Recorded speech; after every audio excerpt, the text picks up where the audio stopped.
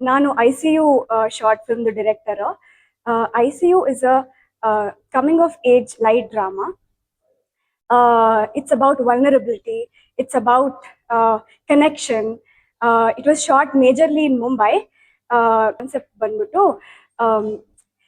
women for the longest time have placed themselves second when it comes to relationship.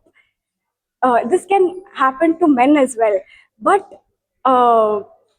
henge in a relationship you prioritize yourself as well as serve others.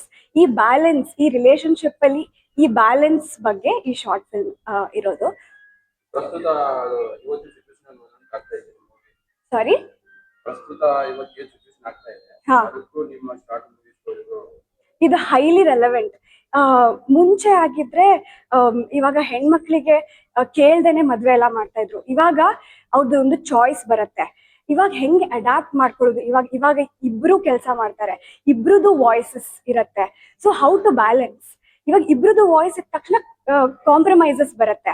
ಹಂಗಂತ ಹೇಳ್ಬಿಟ್ಟು ನಾವು break ಮಾಡ್ಬಿಡ್ಬಾರ್ದು ರಿಲೇಶನ್ಶಿಪ್ನ.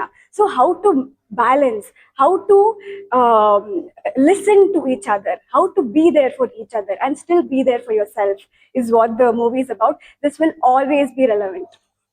ಪ್ರಸ್ತುತ ಇವಾಗ internet ಸಮಸ್ಯೆ ಮಾಡ್ತಾ ಇದ್ದಾರೆ. ಈ ಮೂವಿನ ರಿಲೀಸ್ ಆಗ್ತಾ ಇದೆ, ಅದರ ಬಗ್ಗೆ ಏನು ಹೇಳ್ತೀರಾ? ಅದೇ ಎಲ್ಲರೂ ನೋಡ್ಬೇಕು, not just women, men women ಎಲ್ಲರೂ ನೋಡ್ಬೇಕು. ಸೊ ದಟ್ ಇದು ಇಟ್ಸ್ ರೆಲೆವೆಂಟ್. So yeah